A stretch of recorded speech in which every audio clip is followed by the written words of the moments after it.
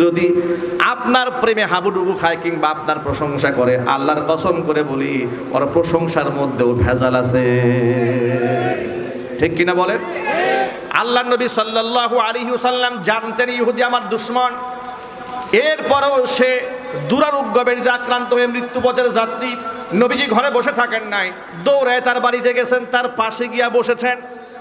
পাশে গিয়া তাকে বলছেন, আল্লাহর বান্দা, দুনিয়া থেকে তুমি তো বিদায় হয়ে যাবা, বিদায় হওয়ার আগে একবার তুমি কালেমা পড়ে বিদায় হয়ে যাও।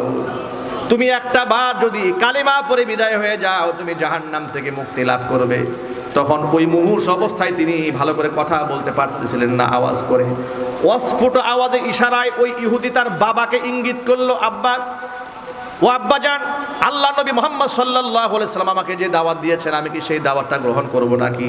তখন তিনি বললেন, আতিয়া আবাল কাসেম, তুমি কাসেমের পিতার আনুগত্য করো, তার কথা মান্য করে নাও।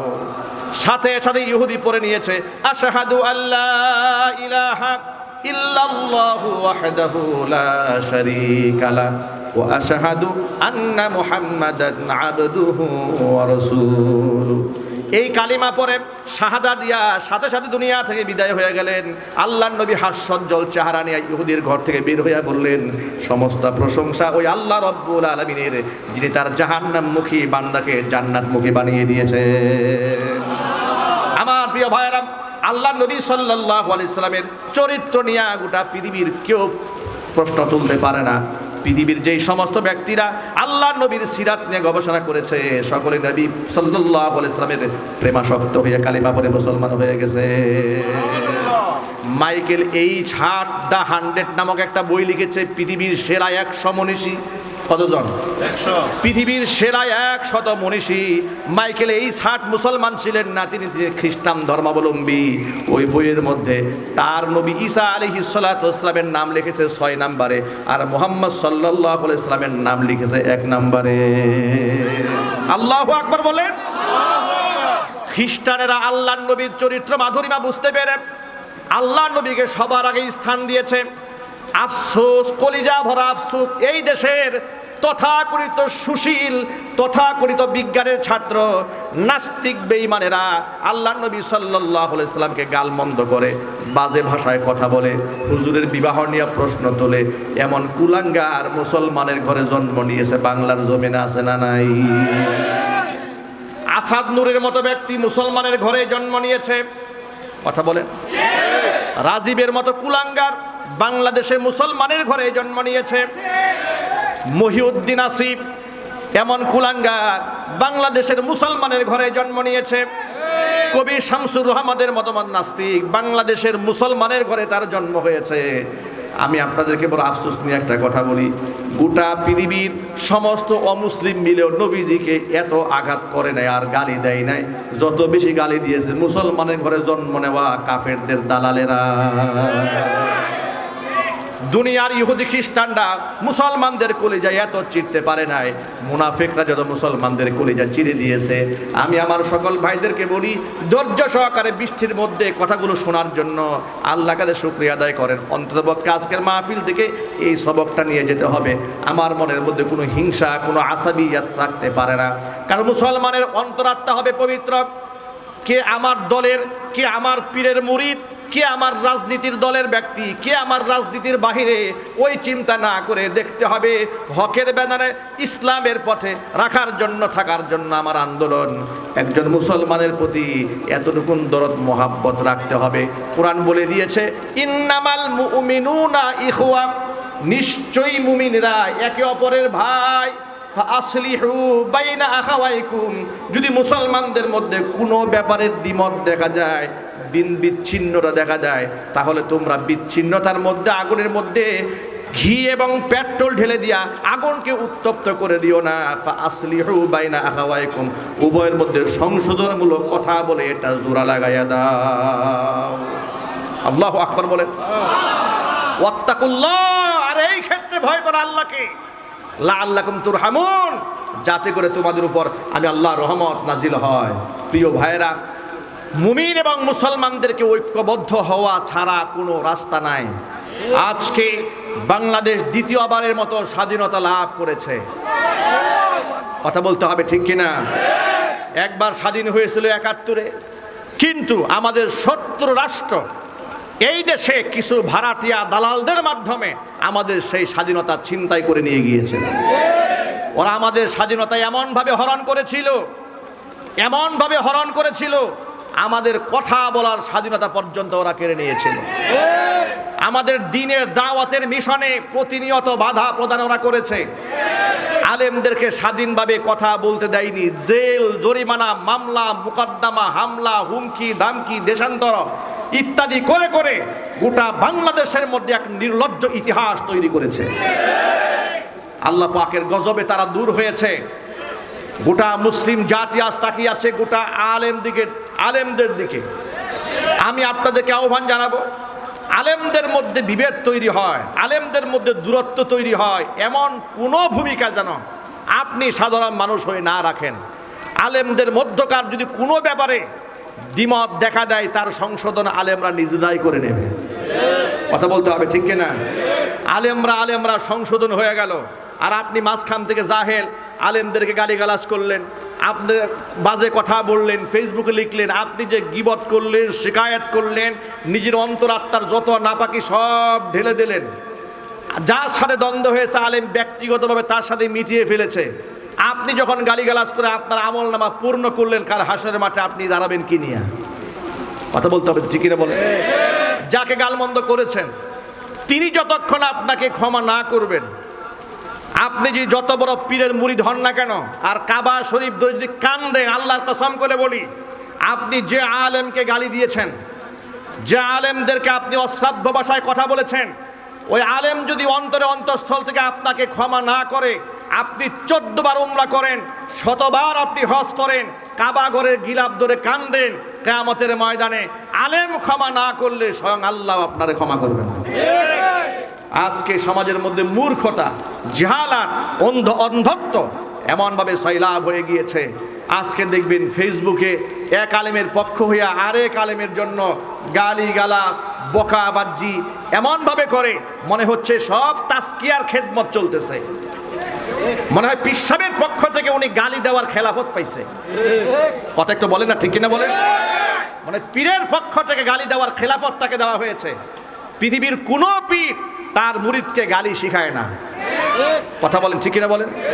পৃথিবীর কোনো হক্কানি পীর মুরিদদেরকে অশ্রাব্য ভাষায় কথা বলতে শেখান না।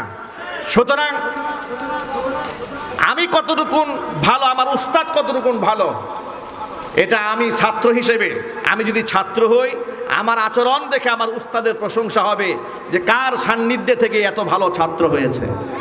আর আমার আচরণ যদি খারাপ হয়, লোকেরা আমাকে দেখবে না, বলবে এর শিক্ষককে। কথা বলেন ঠিক না বলেন? আপনাদেরকে বলি, সন্তান যদি ভালো কিছু করে, প্রশংসা বাবা মার হয় না? লোকেরা কি বলে জানেন? ভালো কাজ করলে লোকেরা বলে, আহারে এত সুন্দর ভালো ছেলে, এত ভালো একটা ভদ্রলোক, এ কোন মায়ের পেটে জন্ম হয়েছে ওর? সুবহানাল্লাহ বলবেন না?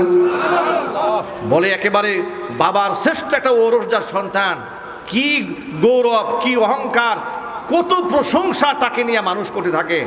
আর ছেলে মেয়ে যদি খারাপ হয়, লোকেরা কি বলে জানেন?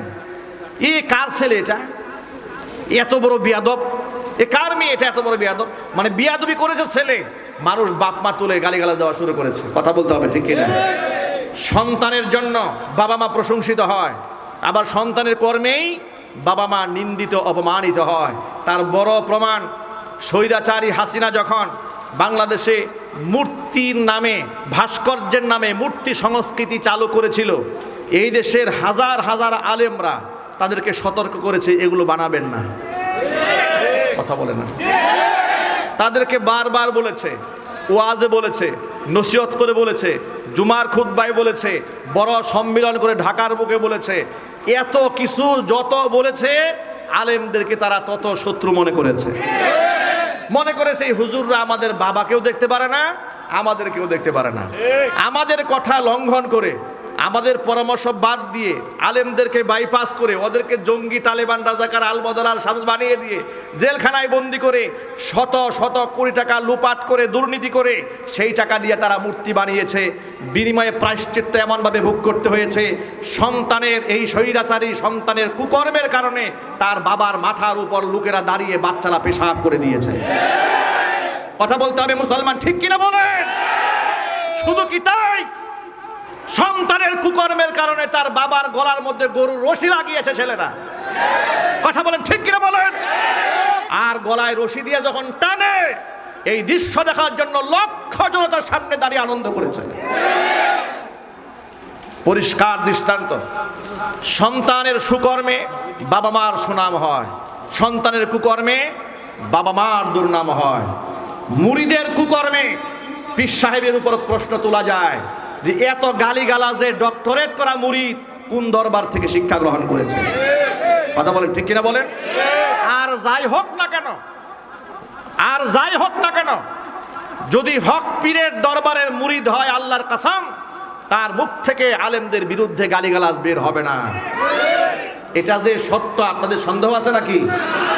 সুতরাং নিজের আয়নায় চেহারা দেখুন, নিজের আয়নায় চেহারা দেখুন।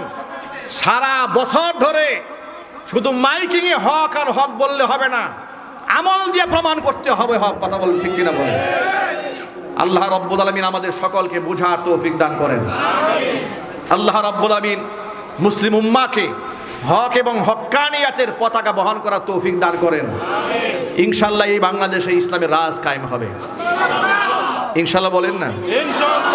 এবং সেটা আলেমদের নেতৃত্বেই হবে, ইনশাআল্লাহ বলেন। সব ঘরানার আলেমরা এক হয়ে যাবে। আপনারা চান না এটা? যদি বলুন চান না? না আপনারা বিভক্তি চান? না, আপনারা বিভক্তি চাবেন না, ঐক্যবদ্ধ হয়ে যাক আলেমরা, এটাই চাবেন। যদি আলেমদের মধ্যে মাসআলাগত, দিনগত কোনো ব্যাপারে ইখতিলাফ দেখা দেয়, সেখানে আপনি জাহেল, আপনি মূর্খ, সূরা ফাতিহা ঠিক নাই, দুরূদ শরীফ ঠিক নাই, এখানে মন্তব্য করার অধিকার আপনার নাই। মন্তব্য যদি করতে মনে চায়, তার থেকে বড় যিনি তিনি করবেন। কথা বলেন, ঠিক কিনা? সংশোধন করার দরকার হয় তারা নিজেরা সংশোধন করে নেবে। আমি এই গুনার মধ্যে পাপের বোঝা আমি আর ভারী করব না। আপনারা কি ওয়াদা করতে পারেন? হাত তুলেন, হাত তুলেন। আল্লাহ রাব্বুল আমিন গোটা মুসলিম উম্মাকে ইসলামের স্বার্থে এক হয়ে যাওয়ার তৌফিক দান করেন। সকলে জোরে কান আমিন। হাত নামান। এই বৃষ্টির মধ্যেও আপনারা দাঁড়িয়ে দাঁড়িয়ে বয়ান শুনেছেন। আজকের এই বয়ান থেকে একটাই শিক্ষা, ইন্নামাল মুমিনুনা ইখওয়া, মুমিন মুসলমান একে অপরের ভাই। তাদের মধ্যে দ্বিমত দেখা দিলে বিচ্ছিন্ন যেন না হয়, ঐক্যবদ্ধ করার জন্য সকলে আপ্রাণ চেষ্টা করতে হবে। আল্লাহ রাব্বুল আলামিন আমাদের সকলকে কবুল করেন, মঞ্জুর করেন। জোরে বলুন আমিন। ওয়া আখিরু দাওয়ানা। কি সত্য না অসত্য? মনে রাখবেন, একটা মূলনীতি আপনাদেরকে বলে দেই। ইসলামের শত্রু যারা, আপনি মুসলমান হয়ে আপনার প্রকৃত মুসলিম বন্ধুকে চিনতে ভুল করলেও ইসলামের শত্রুরা তার শত্রু চিনতে ভুল করে না। এটা সবসময় মাথায় রাখবেন। যারা এই দেশে ইসলাম চায় না, ইসলামের রেভলিউশন চায় না, ইসলামের জাগরণ চায় না, তারা সবার উপর ক্ষিপ্ত থাকে না। দেখবেন একদিক থেকে এক আলেমকে জেলখানায় ঢুকাচ্ছে, যে ঢুকাচ্ছে সে আবার আরেক আলেম কি একেবারে জুব্বা পাগড়ি পরাইয়া খাওয়াইতে খাওয়াইতে বুড়ি মনে করেন মাইকের এই বন্ধ নিয়ে গেছে। ওই একই লোক। কি সত্য না অসত্য? সত্য। যদি বলেন সত্য না অসত্য? একই লোক। এক আলেমকে করছে নির্যাতন, আরেক আলেমকে করছে আপ্যায়ন। তাহলে আপনি কেমনে বুঝবেন? এটা বোঝার জন্য খুব সহজ মাসালা হলো এই, ইসলামের দুশ্মনরা খুব ভালো করে জানে যে তাদের নৈরাজ্য এবং ইসলাম বিরোধী কর্মকাণ্ডের পথে মূল বাধা কারা। এটা তারা খুব ভালো করেই জানে। যাদেরকে তারা বাধা মনে করে তাদেরকেই তারা শায়েস্তা করার চেষ্টা করে। আর জালেমরা যাদেরকে মনে করেন শত্রু মনেই করে না, বন্ধু মনে করে, তাকে বাধা দেওয়ার কোনো দরকার আছে? আরো চিৎকার দিয়ে বলেন, তাকে বাধা দেওয়ার কোনো দরকার নাই। আমি বুটবাজার কেন্দ্রীয় জামে মসজিদে 8 বছর জুমার খুতবা দেওয়ার পরে সর্বশেষ আমার মসজিদ একেবারে পুলিশ দিয়ে ঘেরাও করে ধরা হলো। আমাকে আর জুমা পড়াতে দেবে না। আমাকে সরাসরি বলা হলো আপনি মসজিদে ঢুকলে আপনারা গ্রেফতার করা হবে। অপরাধ কি? অপরাধ হচ্ছে আমরা ভাস্কর্য বিরোধী কথা বলেছি, অপরাধ হচ্ছে আমরা মোদি বিরোধী কথা বলেছি, সত্যকে সত্য বলতে। ঠিক কিনা বলেন? তারা টার্গেট নিয়ে আমাদেরকে থাকতে দেয় নাই। কাশিমপুর ফুটবল খেলার মাঠে আমার বিরাট তাফসির কোরআন মাহফিল সম্মেলন, সেখানে পোস্টার হয়েছে যেদিন মাহফিল হবে তার সপ্তাহখানেক আগে কর্তৃপক্ষকে ডেকে বলেছে মাদানী সাহেব মাহফিলে আসতে পারবে না, সব হুজুর আসুক, অসুবিধা নেই। এই চৌরাস্তা মাঠে আমার মাহফিলে পারমিশন নিতে গেছে, বলে মাদানী হুজুর আসলে দেওয়া যাবে না। গাছাতে করতে গিয়েছে, না পারমিশন দেওয়া যাবে না। কোনাবাড়ি করতে গেছে, পারমিশন দেওয়া যাবে না। আমাদেরকে তারা বাধা মনে করতো গাজীপুরের মাটিতে। কারণটা কি? এই মাটিতে কত মানুষ কথা বলেছে, তাদেরকে তো বাধা দেওয়া হয় নাই। কারণ তারা এটা খুব ভালো করে জানতো যে এই সমস্ত আলেম যাদেরকে বাধা দেওয়া হচ্ছে এরা হচ্ছে ইসলামের প্রকৃত হিতাকাঙ্ক্ষী, এরা প্রয়োজনে শহীদ হবে কিন্তু রাম বামদের সাথে আতাত করবে না। এটা ওরা বুঝে ফেলেছিল, ঠিক কিনা বলেন? আপনারা কি মনে করেন ওই রকম প্রস্তাব আমরা পাই নাই? কি বলেন? আমাদের গাজীপুর বুটবাজার কেন্দ্রীয় মসজিদে আমি শুধু জুমার খতিব থাকবো কেন, আমার বেতন 20 থেকে 50,000 বাড়ি আরও সম্মানের সাথে রাখা হবে, এমন লোভনীয় প্রস্তাব আমাকে দেওয়া হয়েছে। থানাপতি সাহেব আমাকে বলেছেন হুজুর আমি যা বলবো শুধু আপনি এই কাজটা করেন না, অসুবিধা কি, আমার সাথে আপনি চলেন, আপনার কোনো ভয় নাই। আমি বলেছি না, আপনি যা চাচ্ছেন সেটা এখানে কোনোদিন হবে না। বুটবাজার মসজিদের মিম্বার থেকে যে গর্জন আগে ছিল এই থেকে আরো ভয়ঙ্কর গর্জন সামনে থাকবে, এটা আমি থাকি আর আমি এখান থেকে চলে যাই। তখন তিনি বললেন যদি নিরাপদ মনে করেন মসজিদের মিম্বার ছাড়তে হবে, তা না হলে আপনি কঠিন মুসিবতের সম্মুখীন হবেন। সর্বশেষ আমাকে তারা এখান থেকে তাড়িয়ে দিয়েছে, আমি চলে যেতে বাধ্য হয়েছি। আমি শেষ বিদায়টা পর্যন্ত আমাকে নিতে দেয় নাই। আমি যে শেষ বিদায়টা নেব মুসল্লিদের কাছ থেকে, এত বছর ছিলাম একসাথে, তারা বলেছে না আপনি যদি বিদায়ের কথা মাইকে বলেন মসজিদে বিপ্লব শুরু হবে, রক্তাক্ত হয়ে যাবে, আমরা এই পরিবেশ করতে দেব না। এইভাবে আমি সহ কত খতিব সাহেবদেরকে বিনা নোটিশে মসজিদ থেকে বের করে দিয়েছে। স্বৈরাচারীর আমলে বিনিময় কি হয়েছে দেখেন, বিনিময়ে স্বৈরাচারীও বিদায় নেওয়ার সময় 16 বছর তো শয়তানি করেছে, একটু মন চেয়েছিল বিদায় নেওয়ার, কথা বলে না, তারও একটু মন চেয়েছিল বিদায় নেওয়ার। আল্লাহ পাকের ফয়সালা, আমি আগেও বলেছি এটা যেন আল্লাহ পাকের কেমন একটা ফয়সালা যে কত খতিব সাহেবরা বিদায় নিতে চেয়েছে, তুমি বিদায় নিতে দাও নাই, আর তুমি এত সুন্দর বক্তব্য দিয়ে বিদায় নিয়ে যাবা না, তোমাকে বিদায় নিতে দেওয়া হবে না, চোরের মতো পালিয়ে যাবা। সুতরাং স্বৈরাচারী সেও শেষ বিদায় নিতে পারে নাই। প্রিয় ভাইরা, আলহামদুলিল্লাহ আল্লাহ পাক আমাদেরকে পূর্ণ স্বাধীনতা দান করেছেন। বুটবাজার কেন্দ্রীয় শাহী জামে মসজিদে আমি আবার আগামী মাস থেকে ইনশাল্লাহ আবার জুমার খুতবা দেওয়া শুরু করব।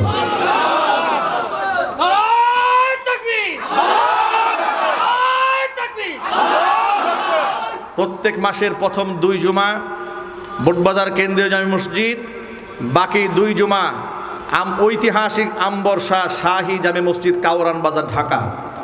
এই 2 মিম্বার থেকে আমার খুতবা ইনশাআল্লাহ আপনারা ধারাবাহিকভাবে শুনতে পাবেন। এমনকি গাজীপুরে যতগুলো মাহফিল ওরা নিষিদ্ধ করেছিল এই বছর আমি সব মাহফিল দাওয়াত নতুন করে গ্রহণ করেছি ইনশাআল্লাহ। গাজীপুরের মাটিতে এই বছর ইনশাআল্লাহ এমন কোনো বড় ওয়াল থাকবে না যেখানে আমাদের মাহফিলের পোস্টার থাকবে না। আপনাদের সব মাহফিলের মধ্যে হকের আওয়াজকে জমিনে প্রতিষ্ঠা করার জন্য জীবন বাজি রেখে আপনাদের প্রস্তুত থাকতে হবে। যদি আমাদের মাহফিল, আমাদের কর্মসূচি, আমাদের মিশন, আমাদের ভিশনে যদি কেউ বাধা হয়ে দাঁড়ায়, স্বৈরাচারী হাসিনাকে যেমন জুতা পিটা করে বিদায় করেছি, এর থেকেও কঠিনভাবে বাতিলদেরকে মোকাবেলা করতে আপনারা প্রস্তুত আছেন কি? আমি তো হাত দেখি।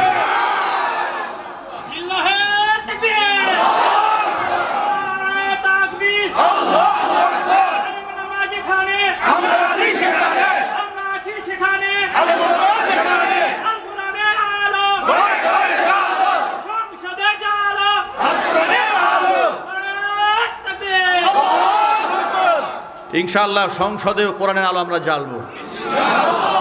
জোরে বলেন না একটু ইনশাআল্লাহ। কি স্বপ্ন দেখা যায় না? স্বপ্ন শুধু দেখবো না, এবার আমরা বাস্তবায়ন করে ছাড়বো ইনশাআল্লাহ। আল্লাহ পাক যেন কবুল করে মঞ্জুর করেন। কই ভাই কোথায়? ওটা কি